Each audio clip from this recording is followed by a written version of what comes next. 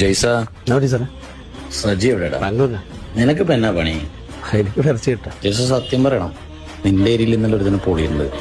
നീയല്ലത് ആ പണിയില്ല നിർത്തിയിട്ട് 10 വർഷമായില്ലേ. പിള്ളേരുണ്ടെ പിന്നെ അതിലൊന്നും പോകാറില്ല.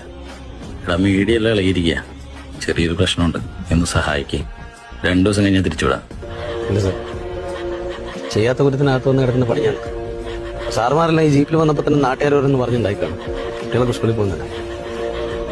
സാർ വേറെ ആരെങ്കിലും നോക്കാം. നിന്നുള്ള സ്നേഹം കൊണ്ട് മര്യാദയ്ക്ക് പറഞ്ഞത്. ഇല്ലെങ്കിൽ നിന്നെ പിടിച്ച് അകത്തിടാനും നമുക്കറിയാട്ടാ. മറ്റേർക്ക് വേണ്ടിയിട്ടാണ് ഞാൻ 10 വർഷം മുമ്പ് കത്തി തറകട്ടെ.